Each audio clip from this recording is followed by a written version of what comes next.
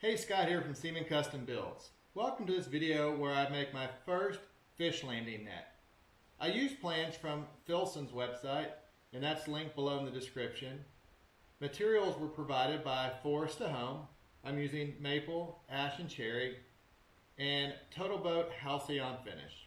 I hope you enjoy.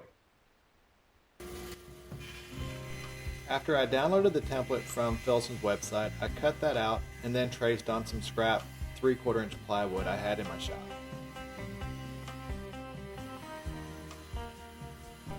I took the plywood to my bandsaw and then cut out the shape. You could do this with a jigsaw as well.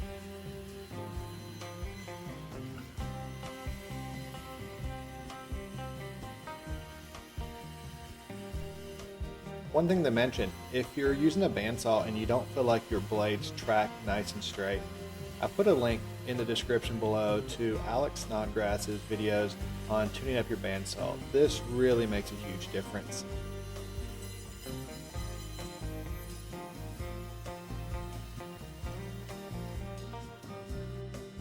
With the base form cut out, I moved on to the form for the hoop.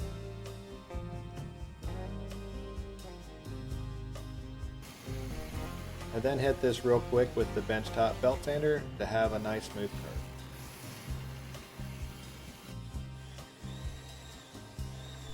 The plans call for drilling a series of holes for the clamps to be able to secure the strips on. I instead opted to cut out about 1.5 inches wide strip all the way around so I could place my clamps at any point. So I drilled a starter hole and then cut it out with the jigsaw.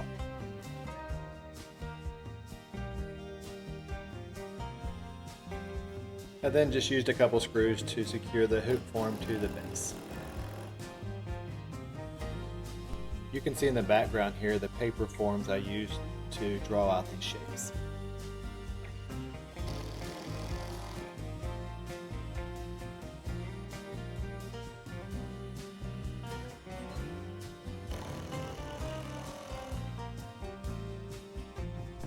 Next, I was ready to get the handle material cut to shape.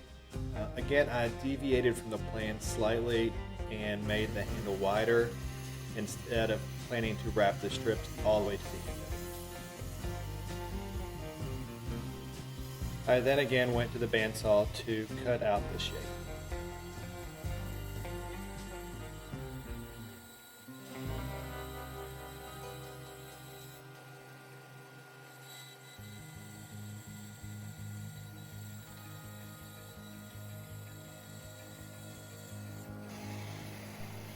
And the benchtop sander to smooth out the curves for the handle.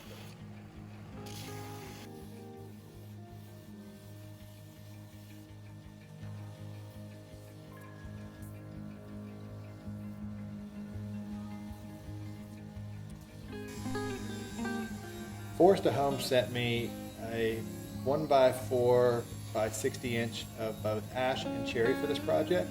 So on the table saw, I ripped this into 3/16 inch strips.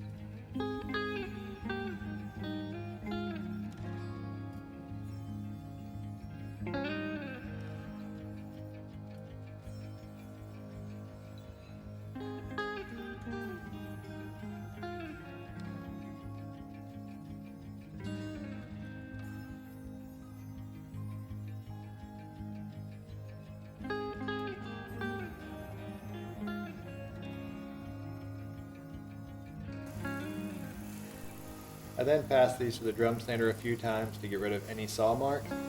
I wanted the final thickness to be 5/32 of an inch.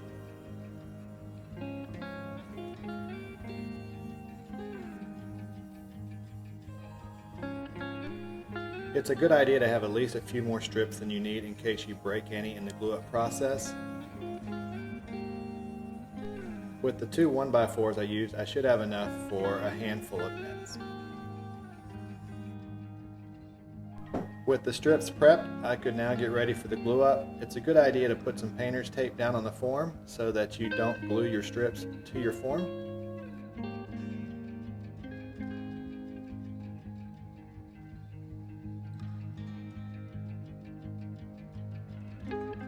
To secure the handle for the glue up, I put painter's tape on both sides and used a little of the Starbond adhesive to glue that to the form. When I'm done, that'll easily remove and the tape will pull right off. For this project, I'm using Titebond's number 3 glue due to its waterproof properties, and spread that along all the strips. Now the fun began. Not doing this before, I had no idea how flexible these strips really would be, or if I'd end up with any kind of cracking or anything. As you can see, it went pretty well. Just started in the middle and worked my way around with these Betsy trigger clamps. I added glue to both sides of the handle and then worked on getting the strips nice and tight all the way down to there.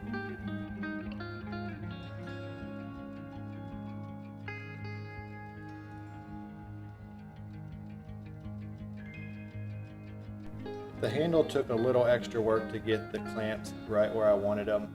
I think in the future I will use the pieces I cut off so that the clamps will go on nice and straight. I let the glue dry for a couple of days. I think just 24 hours would have been fine, and then removed the clamps and was ready to pull it out of the form.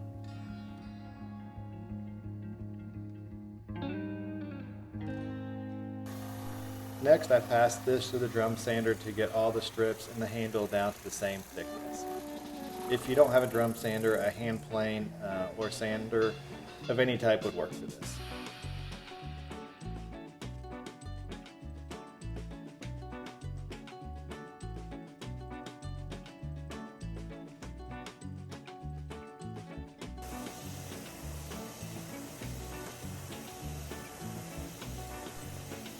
Then back on the belt sander, I worked on bringing down the strips to the handle for a nice smooth taper.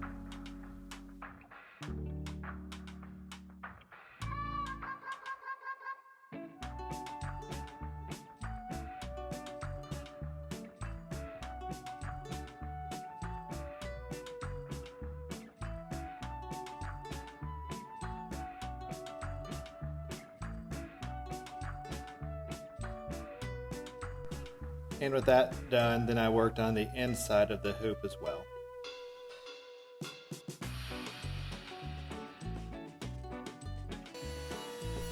I then moved on to cutting the slot that will hide the thread for lashing on the net. I'm using a 1/16 inch slot cutting bit and created a little guard so it only goes about a 1/16 of an inch deep as well. This was centered on the edge of the hoop.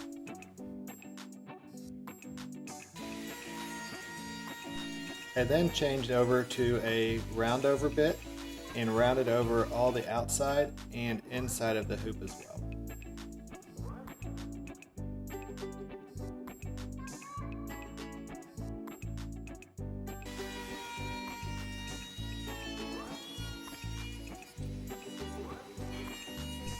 This one went very smoothly on the round over. I started a second hoop recently and had the bit find some grain it didn't like and tear it apart. So I'm thankful it didn't happen on this one, but I'll be more cautious on future builds.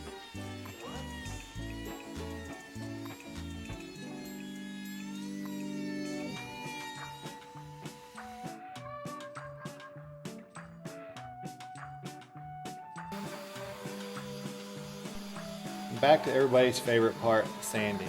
Here just started with an 80 grit on the orbital, work my way around smoothing out all the transitions in the hoop, and then I'll move up to a 120 to dial that in some more.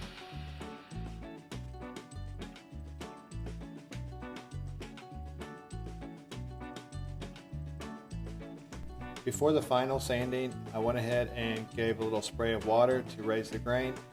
This will help it to have a smoother finish at the end.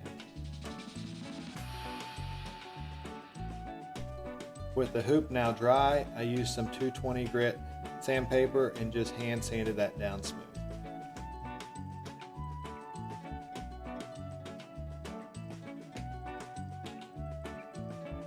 I fired up Mr. Burns 2.0 to add my logo to the handle.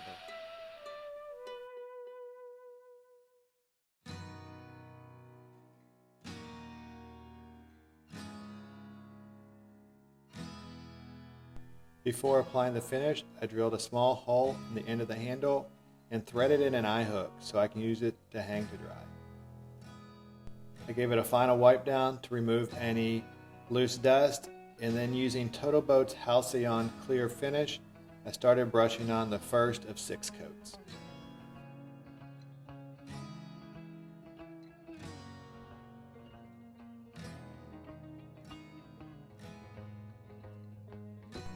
A trick I saw to measure out the spacing for the net was to put a piece of tape around the edge and then lay that out and measure between the ends.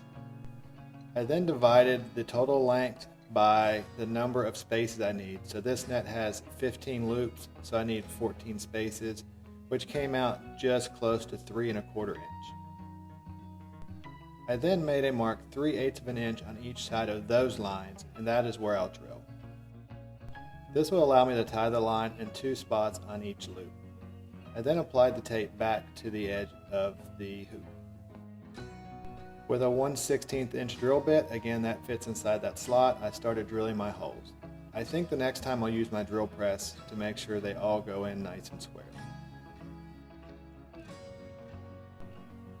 With the drilling done, I removed the tape and then used some sandpaper to clean up the inside of that channel.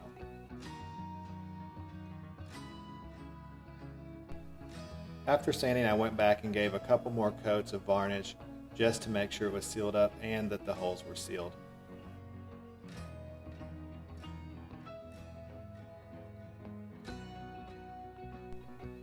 One of the last steps now was to sew on the net. This is simply going in through one hole, wrapping through the loop, and back out that same hole, then to the next one. It wasn't that hard of a process, just have to watch poking yourself in the fingers with the needle. The last thing was to tie it off in a knot, which proved to be a little difficult. I then cut the excess thread and applied a little bit of glue to prevent it from fraying later. If you like what you see, don't forget to subscribe, hit the bell for new video notifications, like, comment, and share. There's also a link below to any tools or products used during this video.